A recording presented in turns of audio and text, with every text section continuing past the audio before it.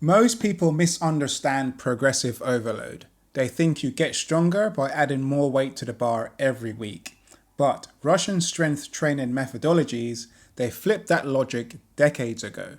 They get stronger first, then increase the load. And that mindset has built some of the most dominant lifters in history. Let's unpack why the Russian model is more effective, especially Medvedev's system, and why your linear progression model is probably holding you back. Okay, so let's dive into how you've been lied to about progressive overload. And we will be looking into the Russian strength training methodologies and explaining that a little bit.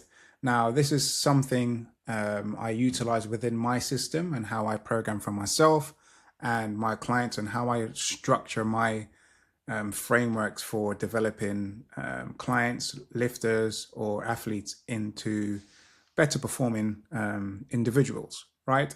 There is a caveat to that, even though this is one kind of a system I use and one sort of methodology I implement, it does take up a lot of that space per se, but I tend to myself layer methodologies because of just my own subjective experience and the way I prefer to train people and what I think about as effective, right? And this is something the Russians implemented a lot. They had the core principles, but they allowed coaches to apply their own subjective influence to that system and then determine what worked, what didn't work, and what was effective. And that was really interesting for me learning as I've obviously gone through my years of training and coaching people. If you haven't read this book, this ebook, I strongly recommend it.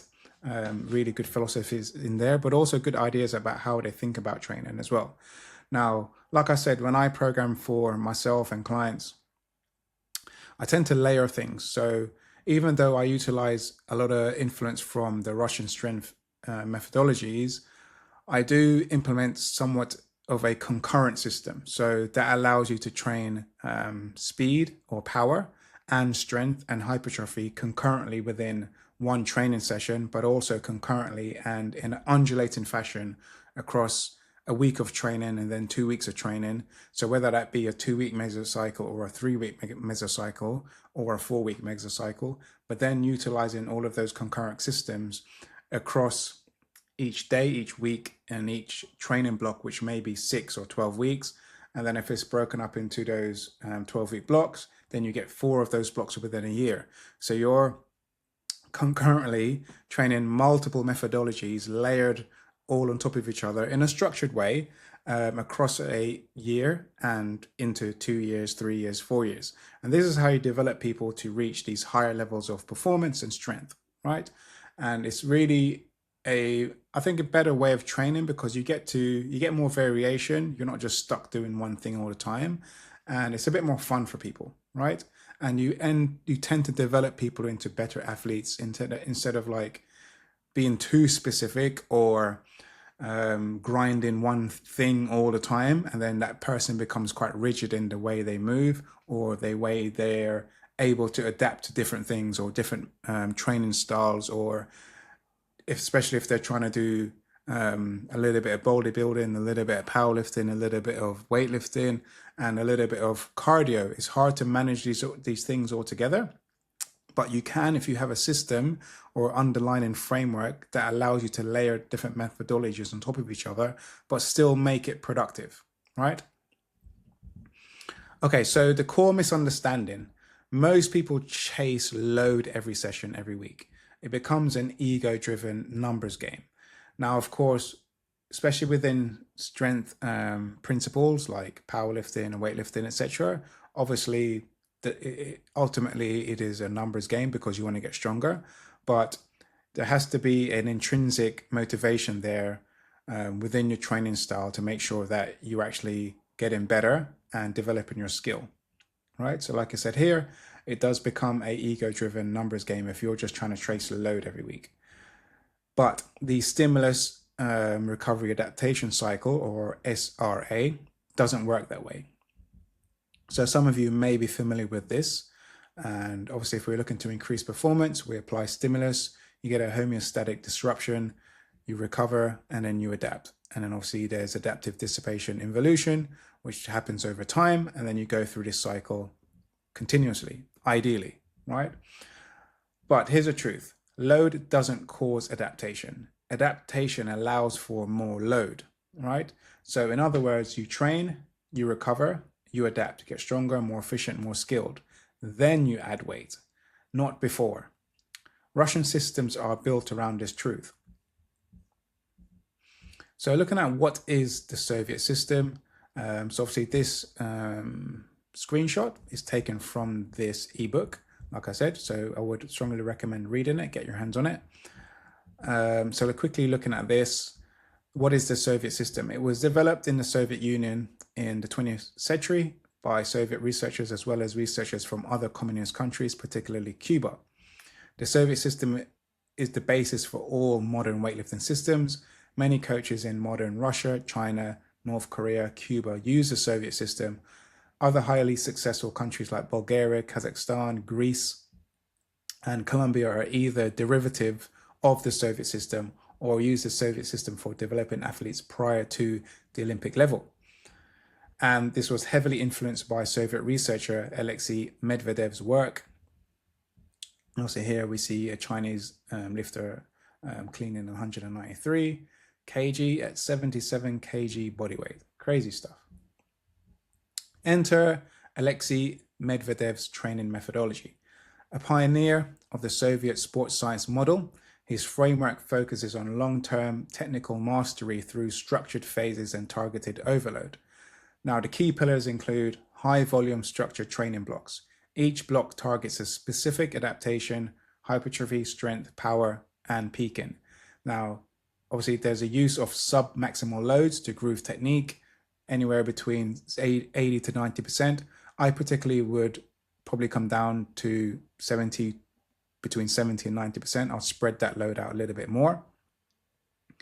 And obviously, technical excellence is greater than grinding reps.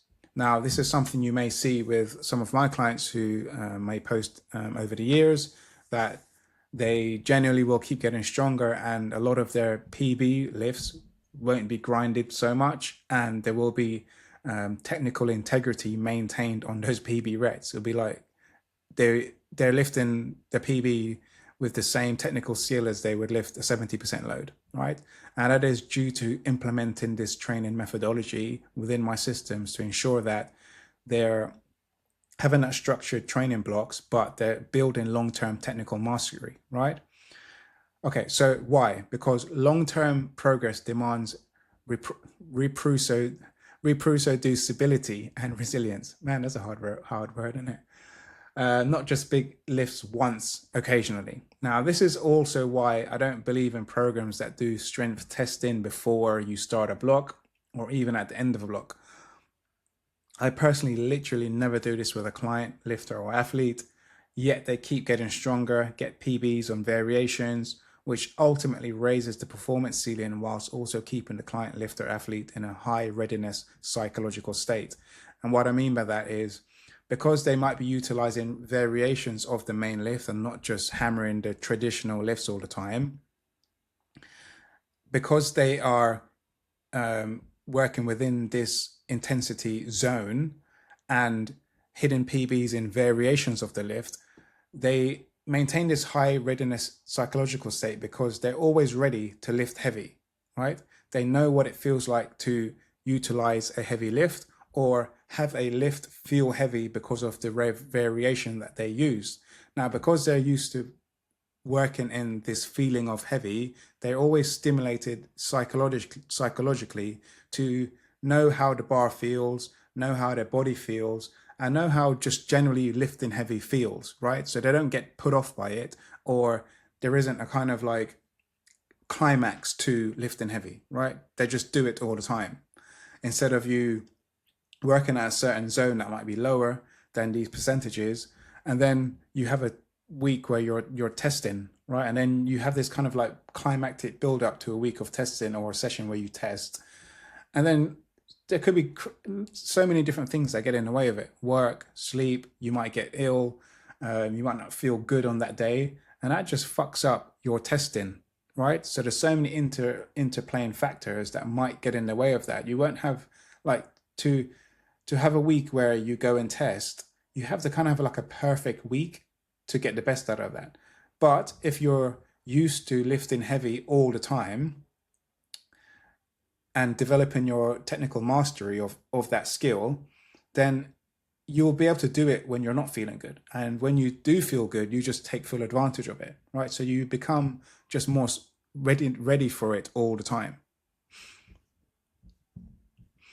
Okay, moving on. So looking at variation is greater than linearity. Instead of simply adding 5 kg every week, the Russian system uses multiple reps set schemes, weekly, monthly, and yearly variations in load, utilizing constraints like pauses, tempo work, deficit deadlifts, for example, to refine movement skill. And then we can look at how we can utilize that variation by using wave loading and undulating periodization to keep intensity high without burning out. So an example of this would be day 1, 5x5 at 80%, day 2, 6x3 at 85%, day 3, 3x2 at 90%. Now that is a very simplified example. And it doesn't obviously include any other things that you might have to do on that day. Obviously you wouldn't be doing all your lifts at these rep ranges. This would be more focused on the main lifts. The average intensity across the week is high, but you're not constantly maxing out or frying your nervous system. This allows for more exposure to near peak intensity without breakdown in form. Now, why does this win? Compared to typical linear progression where you peak quickly and plateau hard, the Russian model improves technical proficiency, increases exposure to high intensity work over time, allows for individualization based on what's limiting that individual lifter. Could be mobility, bar path, general skill, bracing, speed, positional strength. There are so many different things that might limit an individual lifter, and this Russian model allows for you to do that and improve technical proficiency. And it also creates sustainable growth over 1 to 3 years plus. So looking at some examples of the Russian-inspired set and rep schemes.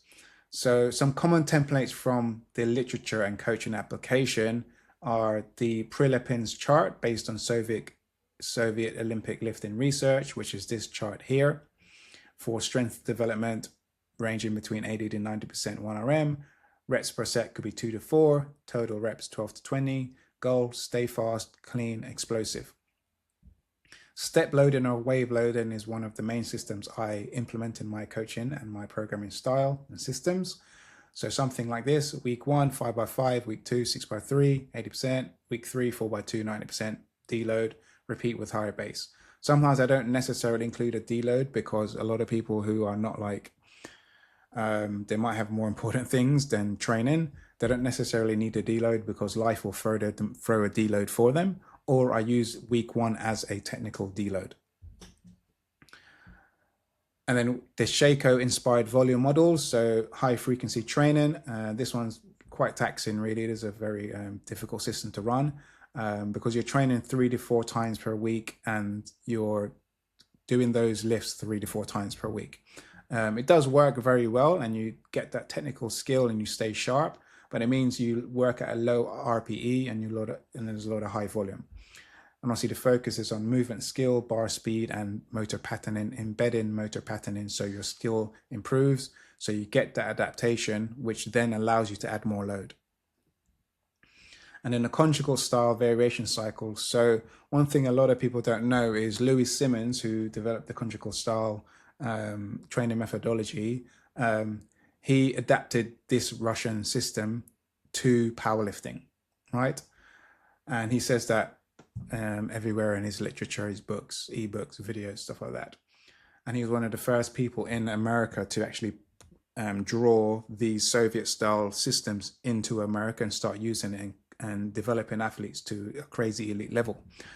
And what he focused on is rotating max effort lifts weekly. So for example, rotating your squat with a box squat, rotating your main deadlift with like another variation, deficit, banded, change, etc. And the same for that bench press or main push or pull movement. This keeps the CNS fresh while targeting weak links.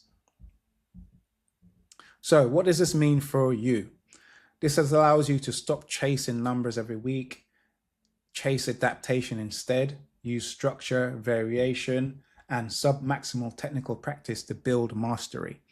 If you're plateaued, burnt out, or beat up, maybe it's time to step away from linear overload and step into long-term progression. Train like Russians, build like a technician, and increase your performance. Now, if this is helpful and you think you need help with developing your performance levels, you can drop me a DM and apply to start your upgrade to peak performance. Thanks for watching. See you on the next one.